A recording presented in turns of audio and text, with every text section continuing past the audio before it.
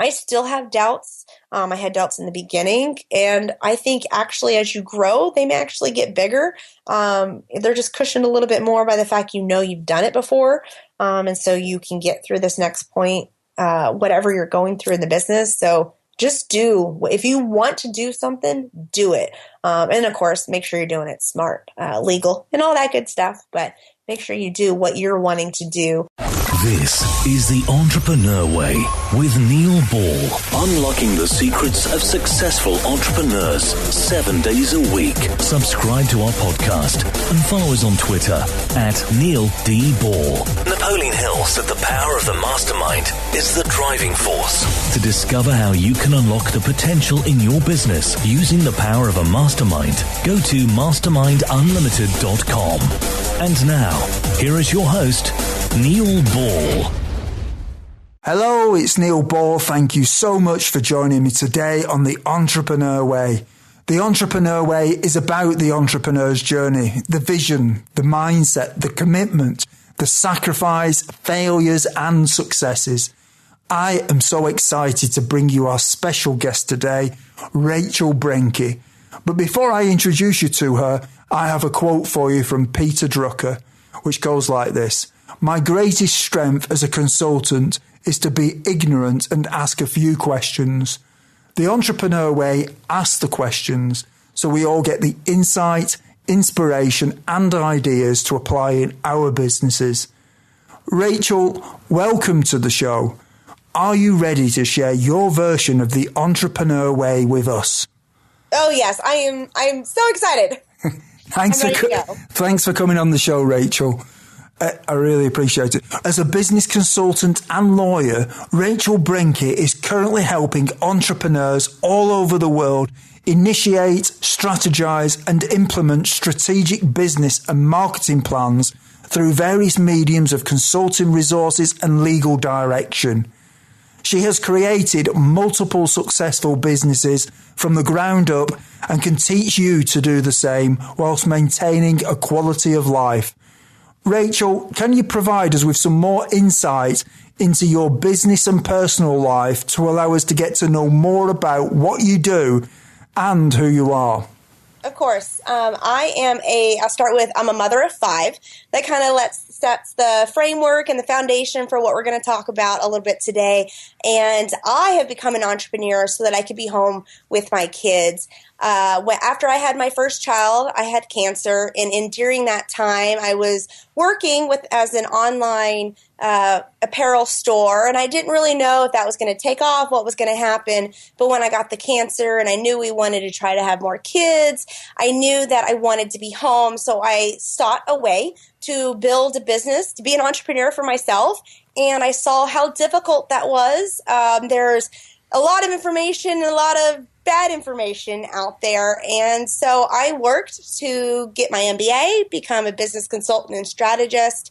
From there, I went to law school so I can also provide legal direction and services to my clients. So I currently now I kind of straddle a couple different industries, but I work as a business strategist and a lawyer. I hate to say lawyer and lead off because people always get real, dry-eyed and don't really want to listen, but I try to be engaging to help other moms or dads who want to be with their kids and know that life's about life. And even if you love work, there's still life out there. And that's my goal at the end of the day. Yeah. So you help other people. So presumably that's how you make money, by consulting for other people. Is that effectively what you're doing? That is correct. So we do that. Yeah, we do that in a variety of ways. I work with the business and marketing strategy, which obviously has a flair of home and life balance. That's something really specific and important in my business. And on top of that is the legal services. And then we also own a couple of co-working spaces for those that just happen to be in our local area while I primarily work online. These co-working spaces allow for parents or anybody really to go from corporate job, quitting their 9-to-5 to becoming an entrepreneur for themselves. And it's great. I love it. It's being able to provide as many services to help them because that I didn't have. I want to make it easier for others to have what I have. Mm-hmm. So when you talk about co-working spaces, for people who don't know what they are, can you just explain what they are? Yeah, it's a little interesting. I had mentioned before that I'm in a couple different industries. So I'm doing the same thing, just in a couple different industries. And one of those is the photography industry. So I started these co-working spaces, which essentially is they can rent them out hourly, part-time, or they can be full-time with an office. And the photographers can utilize also a photography shooting space. There's a client meeting area. There is also dressing room, hair and makeup, and then offices. So that's how the photographers that I service can utilize that. And then we also have just the standard co-working spaces you find across America where people can rent time, come in and use the internet, maybe make presentations, meet with clients. And when they're there, it's their office. They get to pretty much do what they want to do and make their entrepreneurial way happen for them. Mm-hmm. And what do you enjoy most about what you do, Rachel? For seeing others get to do what I have. I mean, I'm sitting, I shouldn't share this, but I'm sitting in my bed doing this interview with you. My kids, I just got to come from picking one up from preschool. And when I see others do that, that is what I enjoy most. I mean, yeah, it's fun coming up with strategy. I'm a very strategic person. I love planning things, but it's the end result and seeing the process of these parents as they grow within themselves, in their marriages, as parents. It's incredible. And I'm all getting all cliche and teary-eyed, but that's what I enjoy the absolute most. Do you have a story that you could share with us about the type of thing that you've managed to achieve for somebody or with somebody? Yeah, I have. I mean, I have a variety. One that stands out of my mind, and it's so funny you asked me this because I was just talking with her yesterday. She had 2 children at the time. They now have 3. She's a photographer, and they were seeking to she wanted to quit her job for the government, was making decent amount of money. Their standard of living had reached so that they needed to keep making that amount of money, but she was shuttling her kids to daycare, hardly seeing them, coming home and trying to make her photography business work. So she was starting to become taxed and upset, and finally was like, the 9 to 5 has to go. And so we worked for a year together, which was phenomenal. We've become friends now. But we worked for a year, and we took her from what she was making in the government. She quit her job. Within 3 months, she had already replaced that income. And then in a year, she had tripled it. So it was great to see not just the growth of how much money that she can make and financial resources she provided to her business, but then she's also allowing for her husband now to seek out his own entrepreneurial way. And so it's just kind of cool to see the whole domino effect. And it's funny, I share that as a good story, but what we were talking about yesterday is she started to feel the struggle and the doubts and the fear, even though she's been doing this. That was let's see. I do it by my babies, how old my babies were at the time they were my clients. So that was 4 years ago. And I just found it interesting that, and this is really important for anybody listening that may help someone else. Well, what you may enjoy most is to see them succeed. Know that they're going to go through fear of failure and doubts, no matter how successful they are. And that's the conversation her and I were doing yesterday. So while she didn't necessarily need me to guide her on the business front, I was still there on the emotional and supportive and got her back into the right mindset to keep that path going. Rachel, what is it that drives you? Oh, I mean, there's a variety of things. And I love to work, which is so funny because I teach putting family and yourself first. I love to work, and I love the sense of accomplishment and knowing it's for me. I'm not furthering the careers of an abstract corporation. Whatever I do directly impacts me. It impacts the example I give to my kids. That drives me the most. How I feel at the end of the day, which isn't always good. I mean, we have our ups and downs in business, but I drive to do things that are going to be the next step of the ladder to make me feel good. And how do you relax when you're not working in your business? My relaxation is probably not what a typical person would consider relaxation. Most would say like a Mai Tai on the beach. For me, I like to train for triathlons. I am currently training for a half Ironman right now, and that's my relaxation time during the day because I don't have my phone. I don't have anybody else. It's just me and myself, and whether it's the water, the bike, the outdoors, that's how I relax. I think that's awesome. The Ironman, something I've always looked at with total wow. So, why don't you do it with me? Let's make a plan. Why not? So half Ironman is, what does that entail? It's a 1.2 mile swim, 55 mile bike, and then 13.1 mile run. Mm-hmm. You've got to be quite fit for that, haven't you? Yeah, trying to be. So when is that? In June. June? Oh, you've got a little bit of time. You'll be fine. Hopefully. I'm sure you'll do well. And do you have any entrepreneurial role models? I do. What's funny is Dave Ramsey, for some reason, has always stuck out in my mind. My husband and I had used his financial model to help us personally. That's integrated into my business. A lot of his theories and strategies I've just seemed to have adopt over the years. I love how he's grown. Yeah, that's my entrepreneurial role model. I don't really have many. I try to keep my head down and do what I need to do, and then look up every now and again to make sure I'm on the right path, and that's what I do. He's got quite a large, successful business, though, hasn't he? I would say so. So, yeah. Yes, he is a good example. Rachel, what I'd like to do now is talk about the time before you were an entrepreneur. Okay. What difficulties did you have to overcome when you started your business? When I started my business, I was in a really particular stage in life. I had a 1-year-old. My husband was deployed to Iraq, and I was still in college at the time. And that was about the time that I came to the revelation with the cancer that I wanted to work for myself. And the major difficulties that I had to overcome was figuring out how to even start, how to do it legally. That was a huge thing. And that's something I see with many business owners. They get so overwhelmed now. And then the last difficulty would be the self-doubt and fear that you have going into jumping into an entrepreneurial way is that that's not, like I talked about before, that's not the end of your day. If you feel that way at the end of the day, tomorrow's a new day. And that's so cliche, but it's so true. And those were the 3 main difficulties that stand out in my mind that are still on my office wall with little tips to myself because they're kind of difficulties that I still reach all the time. It's nothing that really was an endpoint. It was not only before, but it's still ongoing. Mm-hmm. Well, you talked about the setting up a business legally. What are the difficulties that people encounter when they do set up a business? What do you mean by that? Well, obviously, you can tell by my accent, I'm American-based. And so for here, with 50 states, we have a variety of different laws and rules, and even boils down to our counties and cities. And the hardest part was figuring out what was the best business structure for me. When did I need to change business structures as I grew? What taxes do I need to pay, which is forever changing and ongoing, as well as licenses and permits. Even if you're only an online entrepreneur, there still may be things that you have to have.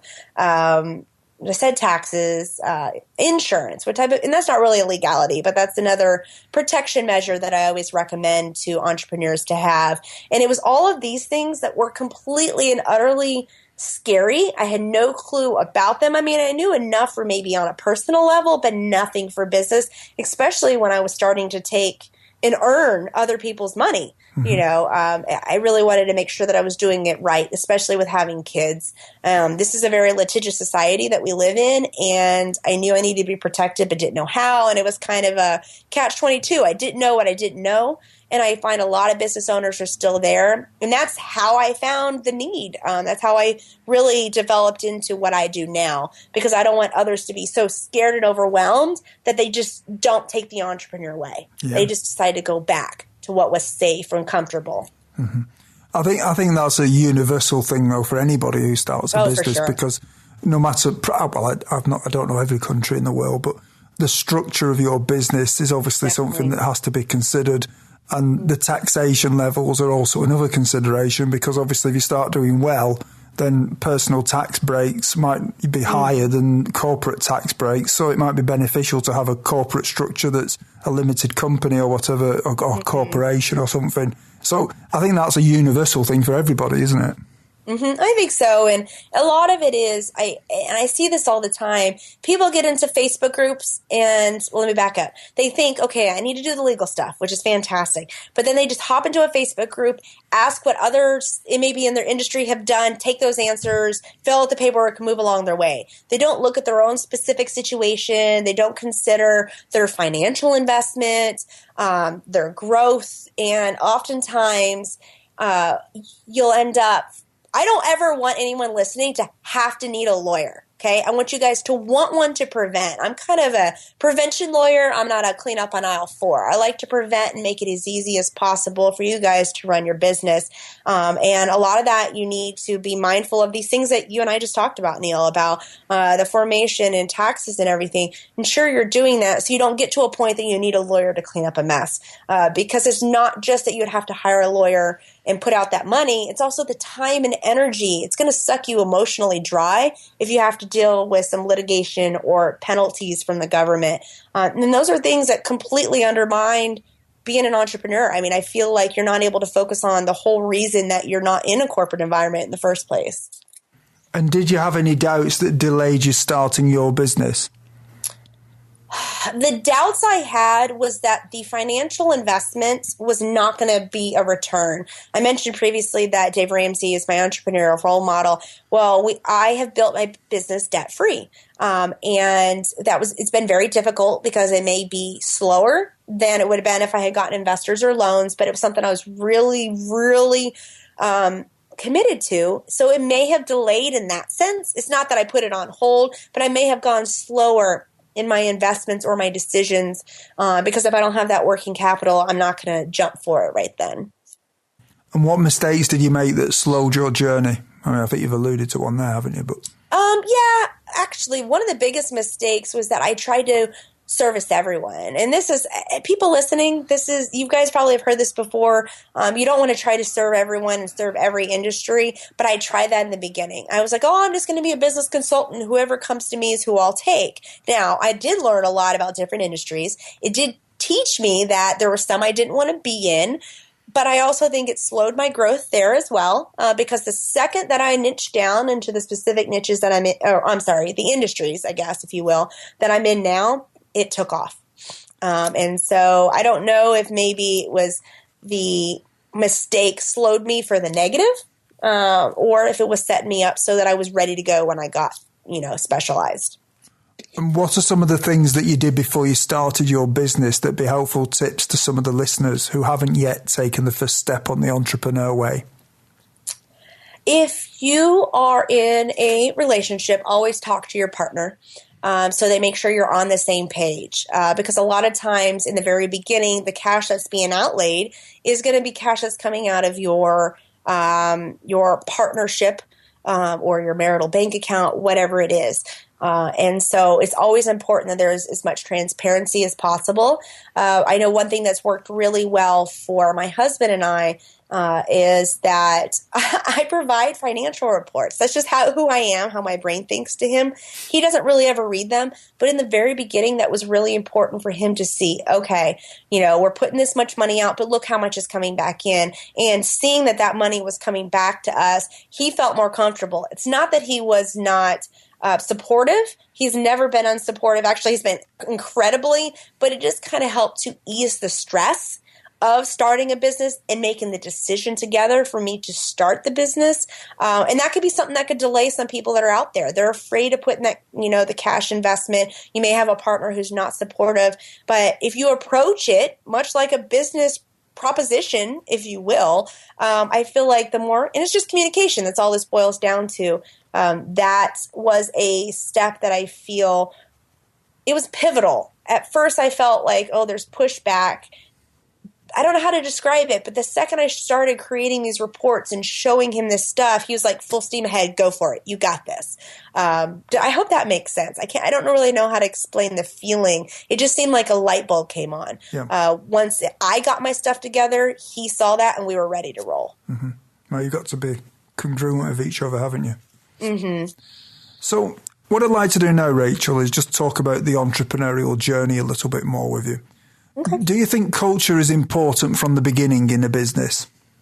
incredible. And it's so funny you ask this because as my team has grown, I've had to learn what type of culture do I want to be cultivated in our workplace. And I say place with quotation marks because we're all virtual. But the culture that comes from the brand I've built also needs to match what is felt and seen and how I manage the people that I have. And so I feel like whatever you choose your culture to be, I mean, there's a whole bunch of resources out there of how you can identify. Let it be true and something that you can truly stand behind. One of the big things in the culture of my business, and these are things I determined very early on were really important. They provided great client value. They were things that I felt showed respect to my clients. They show respect to my team that I manage, is attentiveness to communications. There's communication again. Responsiveness. That's super important. We never end a day without our email box being at 0, which is incredible for the amount of email that we get. Even if we have to respond to someone and say, like if they'll answer emails and they have to say, hey, we're going to elevate this to Rachel, but just letting you know we did get that. As long as they get some sort of personalized, non-automated, but personalized response. And I feel like that perpetuates the culture out to our clients. It's who I am as a person. And I also do the same to my employees. If they have a question, I let them try. I try as much as possible to be respectful of their time and to provide them the answers they need so that they can fulfill their job as well. Because I feel like that culture and that feeling of respect really makes for a really good team. It makes for a really good business, and it's something that I also teach to my clients. And one of the first things that we work through, so it's funny you asked me this question, one of the first things when I work with a small business owner is I say, okay, we have your brand. Does your brand match your culture? And they're like, what are you talking about? I'm like, well, let's talk about the culture. Like, who are you? What are you? What is the message that you have internally and how you feel? How do you want to make others feel? And that sounds so touchy-feely, and I'm totally not like one of those, let's have a hug. I'm more of a get kind of stuff done kind of person, but it is important. And we go through that and you learn a lot. And I've learned so much. This year, I took a revolutionary step to work.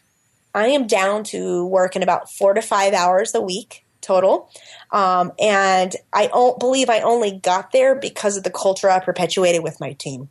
And that was the way that I wanted to go with being an entrepreneur, and I'm getting there. And who knows where I'll want to be in a year, but I truly feel the culture that I've created will get me to that next step. Okay, thank you for that. So what's driven this number of 4 hours work a week? Childcare, in a way. I only have someone to help me for 4 days a week for during business time. On Fridays, my spouse and I have committed to date nights. So in order to have enough coverage with the person that comes in a house and helps me care for the kids, basically I could only do work during the day 4 days a week. And so that's just kind of how it developed, how it fell. And I had always told myself that I wanted to work an hour a day. And some days it's more, like when I'm doing guest appearances like this and I travel to speak. So it can shift around, but that's how the 4 came about. And the way with my schedule with training and wanting to be present with the kids, an hour is what it's come to. And this is going to sound selfish, but I feel like I've deserved it. I've earned it. I worked very long hours in the first few years, and I just make my schedule accordingly at this point. Because 4 hours just happens to coincide with the name of a quite well-known book. You know what? When I sent you that, I knew you were going to ask me this, and to be honest, I haven't read that book. I haven't even thought about that. It just happened to be how many days that I... Because a lot of people refer to that book as the sort of, it's one of the favourite books, and I just wondered if that had any influence over what you were doing. No, maybe I should kick it up to like 6 hours or down to 3 so that people don't think that it's from the 4. I don't think avoiding it being related to that or associated with that is going to really have a bad, it's not a bad thing, I don't think. No, not at all. So you talked about employing people and having them working virtually for you. Mm-hmm. How do you manage the people that work for you virtually so that you know that they're doing what they're supposed to be doing and that you're getting, that they're giving the value to your customers or clients that you need to give to them? How do you manage that and monitor it? It's difficult. It was difficult in the beginning because not only was I learning to communicate and to manage them, but I was also trying to respect them and give them the benefit of the doubt. But we started implementing a couple of structures. We use the systems. We have Slack, which is an inter-office messaging system. So I can see when they talk to each other. But since I'm the administrator of everything, I can see when they talk to each other. How they talk to each other is important. The response times, that's how they talk to me. On our emails, we use Help Scout, so we can tag things over, write notes to people. Within that, there's reports that provides me response times. Because like I said, we have a mission of inbox zero at the end of the day. And so I can use the reports to see their response time. At any time, I can go in and see how they've responded. And that's part of what I do. I try weekly, if not more. It kind of depends on what's going on. And I'll just pick a couple of emails that may have been a longer response time or it just looks a little different. And I'll write a little note of, hey, this response was really good. Or, hey, let's work on this. This is what I would have said. And so like I said, I try to cultivate the culture of respect. And so anytime that I give out constructive criticism, I try to also put out positive. And sometimes some weeks it feels like I'm just throwing a lot more negative than positive, but that's a balance. So that was the oversight with the email. We have the Slack. And then they also provide itemized timesheets for me. And this actually is not so much that I know that they're getting their job done because, that's another one. The fourth thing that we use is Wunderlist, and it also integrates with our systems. And so that's how I put tasks and deadlines, and we can make notes, and I can see what's updated, where they're at on the project. But between that and the spreadsheet that they input their time, I feel like it does the job for me of looking over their shoulder. I don't actually have to unless maybe they're behind on a project, but we're really good with communication. So they will come to me and say, hey, I said I'd be done with this, but this happened. And I can check up and see, if what they're saying is true. But I also use the spreadsheet as an analytical standpoint. I can know, all right, is this person just hammering out and doing a fantastic job in time on this type of project, or are they struggling a little bit more? And if they're struggling, is it something I can get them a little bit more help on, or do I need to move it to someone else on the team? And so that's one of the hours of the week. That's what I do is I evaluate this sort of stuff. And we have virtual staff meetings. We actually have never all gotten together at one time, but I see them on Facebook. They're friends on Facebook. They send each other gifts, their happy birthday stuff. So I think that it's working well. I think the way that I'm managing is working well. And I have a very open door policy. I tell them, please tell me if I have done something wrong. And in the interview process, I try to get people that are really frank and to the point because that's how I am. And so I just keep reassuring, tell me, and make sure that I manage my response. When they do say something that I may have done incorrectly, or if I was too abrupt and they say how that may have impacted them, I really try to be the leader. And I take responsibility when I make mistakes instead of putting it all on them. So do you pay them by the hour or by the task? It depends on who it is. We have a kind of a broad range. We have actual employees down to independent contractors. And then in the independent contractors, we have people that work maybe X amount of hours a week on email, and that's all they do. Then others are on specific tasks. So it really depends on their skill set and what content creation I'm working on at that point. Yeah. And the people that you outsource to, are they US based or are they outside of the US? It's funny you ask, is that I kind of have a hybrid. I was using Elance, which is now Upwork. I found some really good people that were overseas on there that I was working with. But majority of the employees and everything that we have they're American based. A lot of times that's just the way it's happened. I wouldn't turn someone away for being in another country. That's just the way it's worked out by our networks. And that's one of the last things I look at, even though I may have to deal with legal implications. Because if I can find someone that is really good, I'm okay paying them really well for it, so that I can take my 4 hours a week and not have to be so worried. And I'll deal with the legal stuff if I have to. Yeah. And how do you find your sales? Where do your sales come from? Or how do you find your customers or your clients? Where do you get those from, Rachel? I have a couple of different ways. Being a lawyer, I have contract templates available in my different industries. So that's a lot of passive sales that are online. And then on the flip side, I have more of the active. I have courses that I provide individualized feedback. I really get to know the students.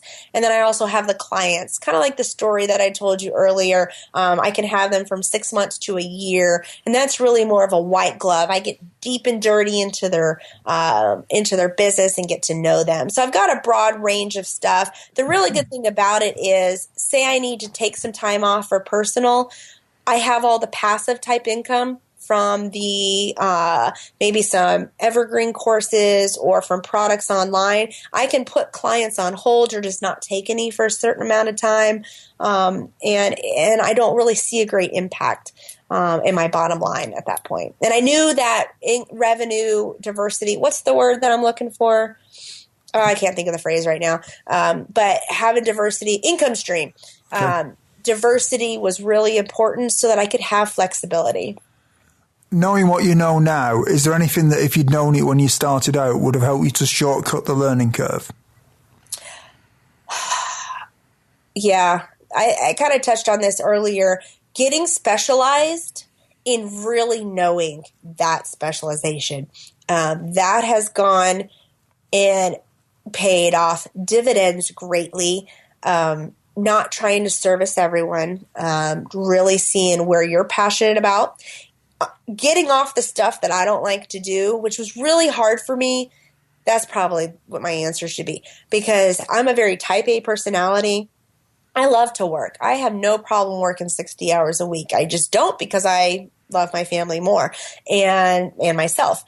And I felt like entrepreneurs fall into this down this hill of believing, okay, we're entrepreneurs, we have to wear the many hats. And sometimes you're just financially constrained. You have no choice in the beginning, especially I'll do this, I'll do that, I'll learn to do this. And it comes a point that you have to go, okay, I am not good at doing my taxes. I have just got to give this to someone else. Or I am not good with my website, or I know enough to be dangerous on my website and I know enough how to break it. But then it's those sorts of things that so between specializing and then also knowing my weaknesses, had I not been so stubborn in the beginning and I had listened to those that had done it before me, I would have I think I'd be way further along than I am now, but I think it's all part of the process. And maybe I wouldn't be the person I am now if I hadn't gone through that.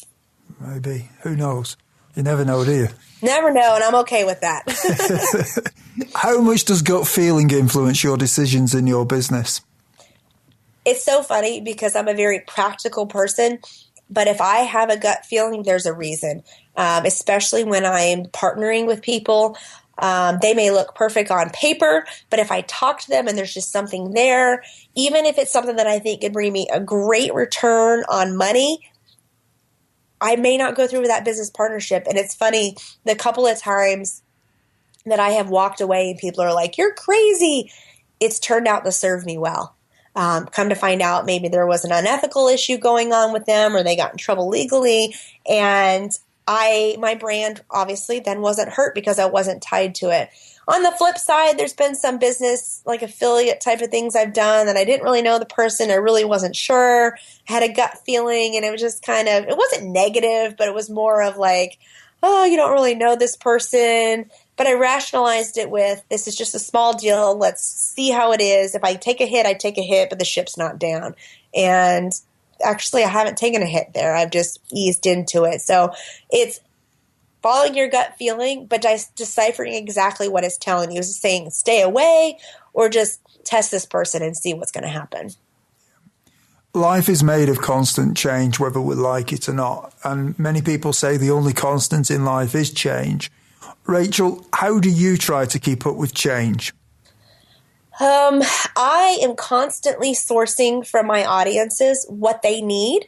It's kind of difficult for me in a way because I do things that they don't know what they don't know, but I can see their pain points. I can see the industry change. And as that changes, honestly, it's a good thing. It gives me more content to create. It gives me more things to sell and more things to serve. So it's just really important drilling down into knowing the industry that you're in, knowing exactly their pain points. And I ask them every year, more than once a year, but definitely every year at the end of the year, I ask my audience, I say, hey, what are your biggest pain points right now? And I compare that to the past and see how things are progressing. And I just adjust my offerings and advertising and based on that. What is your favorite book on entrepreneurialism, business, personal development, leadership, or motivation? And can you tell us why you have chosen it? One of my favorite ones is called Persuasion. It's a book on psychology. It is the Robert Cialdini. I probably butchered his last name. Yeah. The reason this is one of my favorite books is that on the surface, it may not look like something that's going to give you a direct return, but the psychology that I have learned, well, I was already pretty much doing, again, I've already admitted through this entire podcast, I was doing things without looking outside of myself. But by reading the book, it was reinforcing things that I had learned and what I was doing right. And it also taught me new things that can inject in all areas of business. We talked about culture.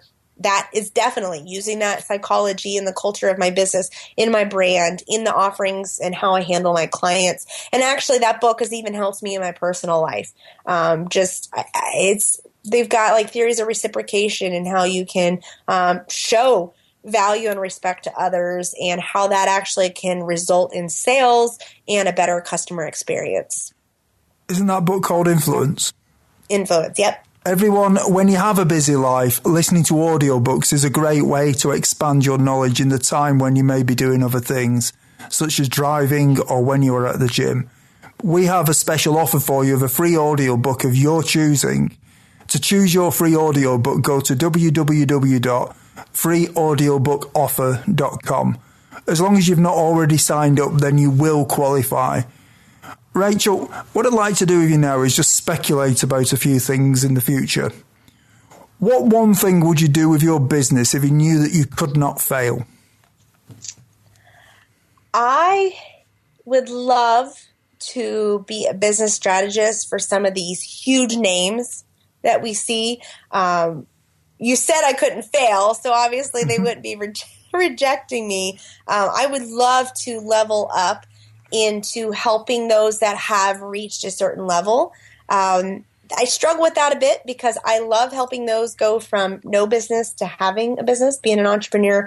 But I also would love, and I've started doing more of this, of working with really high-level entrepreneurs and taking them to the next level as well. Because I've obviously done that for myself.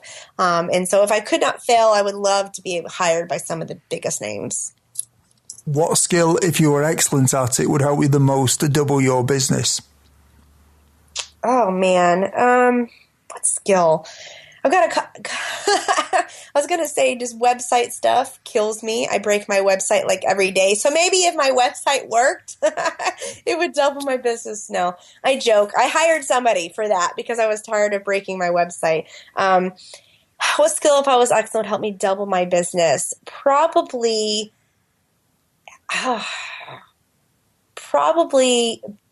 I hate to say this because I feel like it undermines like what I offer. I feel like if I was a better marketer for myself, I'm really good at marketing other people, but I have a confidence issue, which is maybe might be surprising after we've had this discussion, because I feel like we all kind of lack confidence in ourselves, and I feel like sometimes that creeps into my marketing. I don't know if that's necessarily true. I have other people who love the way that I do things, and they've adopted and it's worked well for them. I just feel like if I could fine-tune that skill a bit more, that it could definitely help bring more clients and sales. So when you say fine-tune that, what do you mean? Copywriting or something? Yeah, copywriting is a huge thing. Actually, it's funny. I love to write Okay, there it is. There's my skill. My grammar is really bad. Even though I'm a lawyer, even though I have all these degrees, I feel like social media has made me dumb. So when I go to write my copy, I'm really good at telling stories. When I write, I just always have to have someone to shape up the grammar. And I suck out a lot of money for editors and copywriters. Mm-hmm. So right there, I could save some money. Yeah, you could do something like Grammarly. Yes. Yeah. Oh, I have Grammarly, and it hates me. It's red all the time. But I admit it. I have weaknesses. In 5 years from now, if a well-known business publication was publishing an article on your business after talking to your customers and suppliers, what would you like it to say?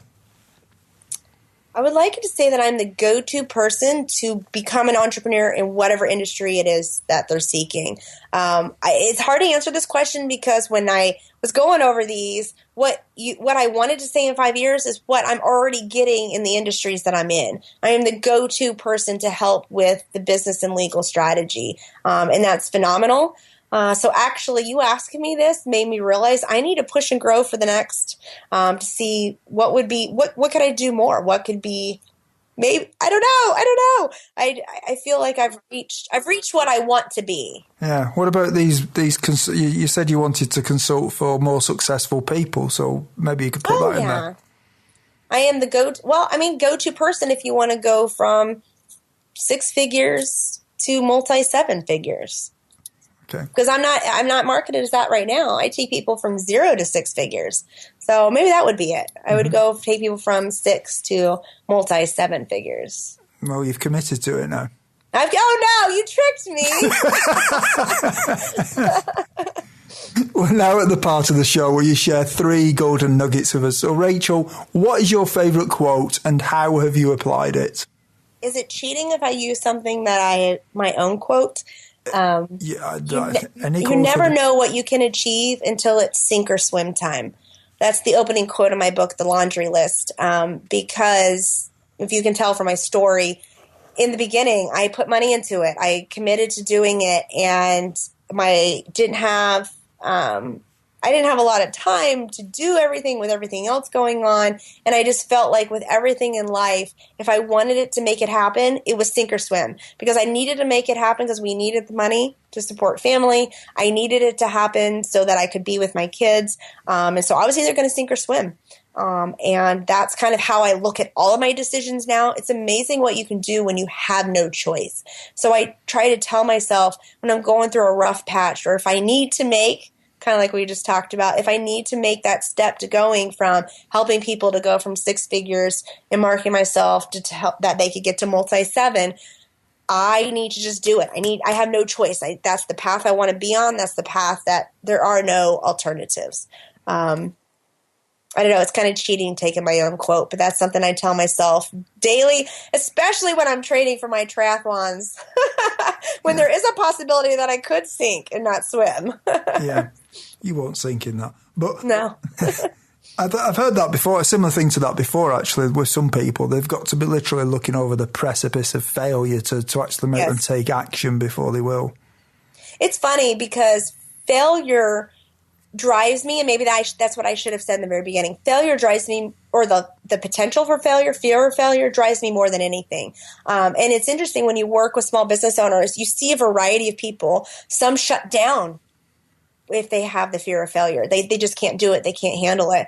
Others, they respond in different ways. And for me, I thrive on it. And I'm okay with that, because then, maybe one day, I do fail. Maybe I'll fail in a big way one day, but I'd rather fail than not try. Oh, I'm so cliche today. What is wrong with me? But it's true. I'd rather just go through the fire and do it, and then kind of see how I come out the other side. Do you have any favorite online resources that you can share with us? Mine or other people's? Whichever your favorites. My favorite online resources, one I've kind of already mentioned, Dave Ramsey's Financial Piece and all of his other financial tips. There's great ones on business. He provides some legal resource on there as well. that's really it. I mean, you got some of the big names like Marie Forleo, Seth Godin, and all of them. Great information. Tim Ferriss, that are always great resources to tap into. I think it depends on what you're really seeking out, and don't just hop on to other people's websites and get overwhelmed. Write down on a piece of paper, this is what I need to work on today, then go look and find just that. And so I have a ton of resources, but it depends on the day. What is your best advice to other entrepreneurs? Just do it and just get stuff done. We were just talking about the failure and how some people shut down or get overwhelmed. I get overwhelmed and anxious sometimes as well, but I just know I need to get things done. And I don't know how to say it other than just do it, which is really may sound, people listening that may not be far along in their entrepreneurial way, they may think, oh, that's easy for you to say. But no, I still have doubts. I had doubts in the beginning. And I think actually as you grow, they may actually get bigger. They're just cushioned a little bit more by the fact you've done it before. And so you can get through this next point, whatever you're going through in the business. So just if you want to do something, do it. And of course, make sure you're doing it smart, legal, and all that good stuff. But make sure you do what you're wanting to do. It's actually funny, as I've said that kind of for years in interviews, and I never really understood the brevity of it until my grandmother passed away last week. And she was one of my biggest cheerleaders, and she was actually quite young. And I thought to myself, she was 74. I'm like, she only has 74 years. That means I'm not telling my age, I only have X amount of years left. Do I want it to be even if as an entrepreneur, do I want it to be doing and servicing clients that I don't really feel driven by or passionate about? Because it's super short. It's cliche, but it didn't hit me until then. Then I was actually stood there and said, thank you, Grandma, because she always pushed me to do what I wanted to do, no matter what. And that's where I'm at. Everyone, if you didn't manage to get a note of Rachel's favourite resource or her favourite book, you can find the links on Rachel's show notes page. Just go to theentrepreneur.com and search for Rachel or Rachel Brenke in the search box. Rachel, is there anything else that you'd like to add about your business? No, not really. I mean, I think one of the big things that I wanted to impress to everyone is that life circumstances happen, and as long as you have a clear path, and you can find someone maybe like myself in your industry that can help you, there are a vast amount of resources out there. Find someone that you connect with. I work with mothers, fathers, but primarily mothers who want to be there around for their kids, doing what they love, and being able to provide financial resources and an example in the process.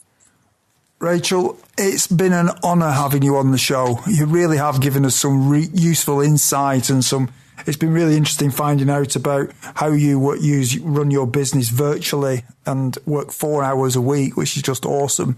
So thank you very much for coming on the show.